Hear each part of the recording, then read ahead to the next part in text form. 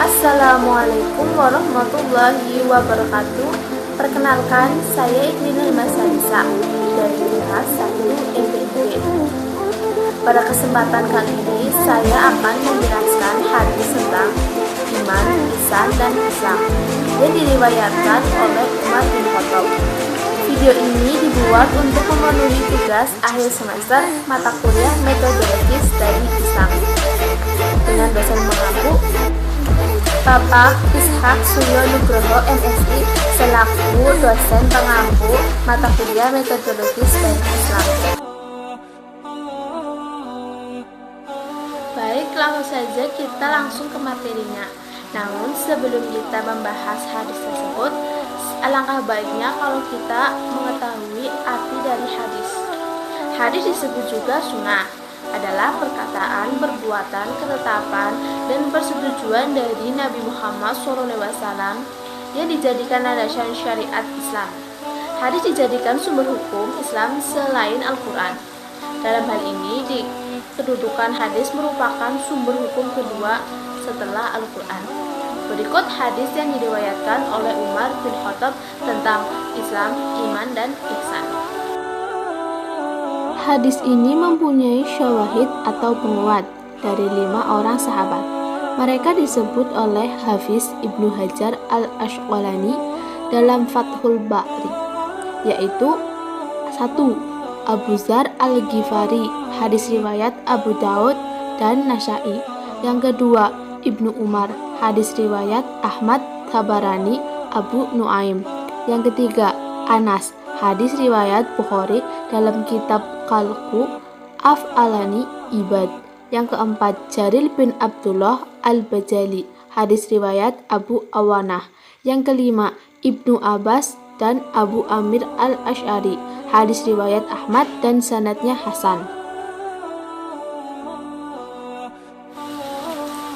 Umar bin Khattab radhiyallahu anhu berkata, suatu ketika kami para sahabat duduk di dekat Rasulullah SAW.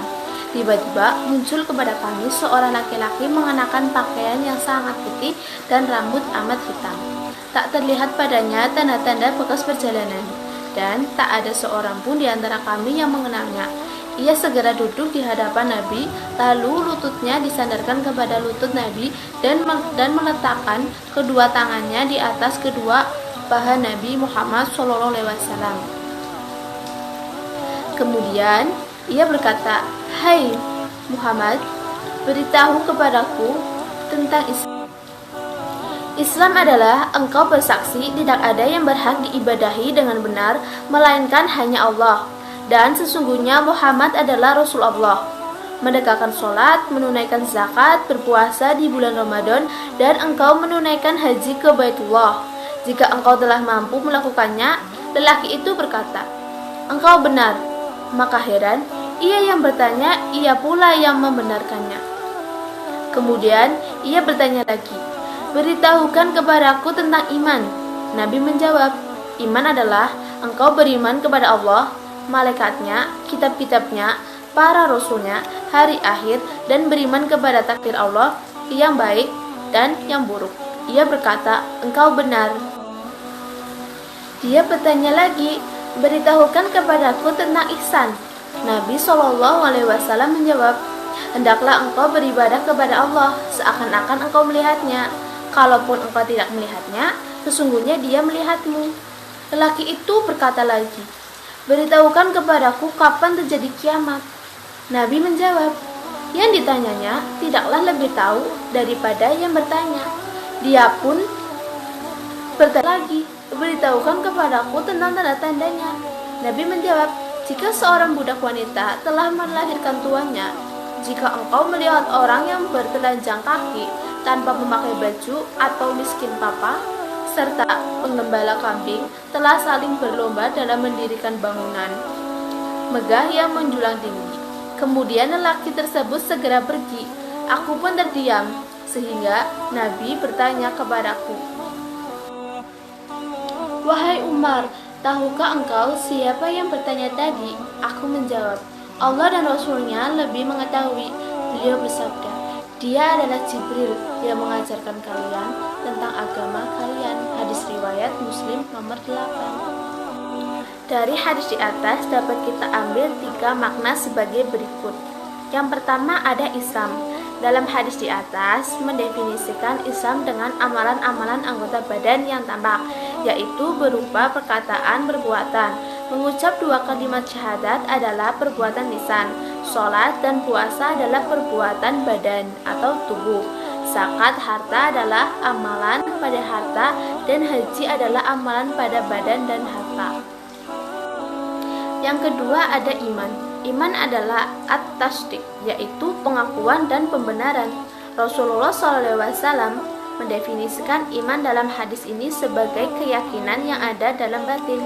Dan ahlu sunnah berkeyakinan iman adalah perkataan, perbuatan, dan niat atau kehendak hati. Dan sesungguhnya amal perbuatan termasuk ke dalam nama iman. Keimanan merupakan sesuatu yang lebih khusus dibandingkan keislaman. Jadi ketika seorang disebut mukmin, maka orang tersebut sudah pasti seorang muslim. Namun tidak setiap muslim adalah mukmin. Islam dan iman. Melalui penjelasan di atas, maka kita pahami iman dan Islam adalah 2 hal yang berbeda, baik secara etimologi maupun secara terminologi. Pada dasarnya, jika berbeda nama, tentu berbeda makna. Meskipun demikian, tidak jarang dipergunakan dengan arti yang sama, yaitu iman yang berarti Islam dan Islam yang berarti iman. Keduanya saling melengkapi. Apabila nama keduanya dipisah, maka yang lain masuk ke dalam pengertiannya dan menunjukkan pada apa yang ditunjukkan oleh yang lain ketika berdiri sendiri.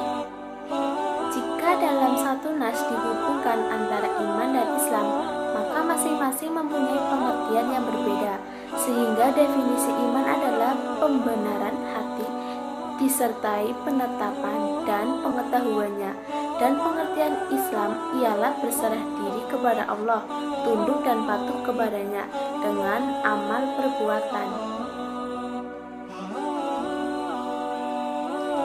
Tingkatan yang ketiga adalah ihsan. Ihsan merupakan perkara yang mencakup cara dan rasa seorang muslim dalam beribadah. Ada 2 tingkatan dalam ihsan, yaitu seseorang yang beribadah seakan-akan mampu melihat Allah, dan jika tidak mampu, maka orang tersebut beribadah dengan rasa diperhatikan Allah. Orang yang mampu beribadah dengan rasa tersebut akan lebih mudah mendapatkan manfaat yang sebenarnya dari suatu ibadah dan disebut sebagai muhsin. Itulah perbedaan antara Islam, iman, dan ihsan.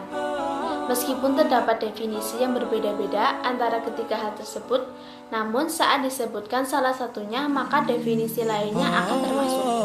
Misalnya, seorang memutuskan untuk menjadi muslim, maka orang tersebut bukan hanya melaksanakan 5 rukun Islam saja, tapi juga memutuskan untuk menjadi mukmin dengan mempercayai 6 rukun iman dan juga berusaha menjadi seorang muslim dengan beribadah sepenuh hati. Sekian dan terima kasih. Kurang lebihnya mohon maaf. Wassalamualaikum warahmatullahi wabarakatuh.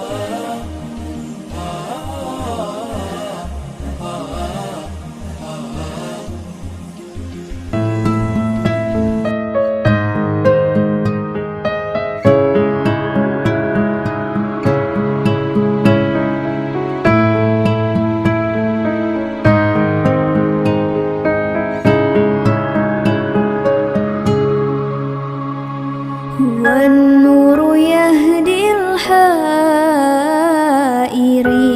ضياء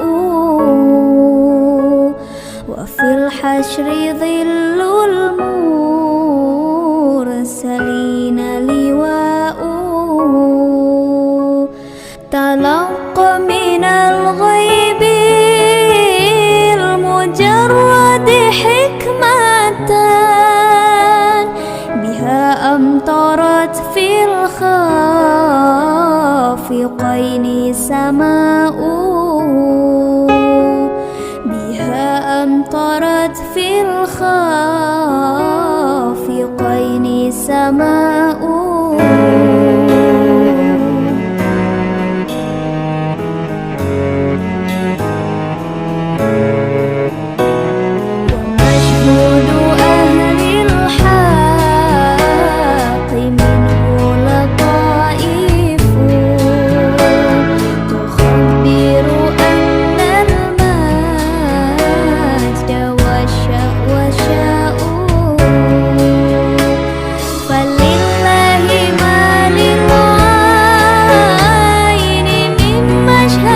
جديد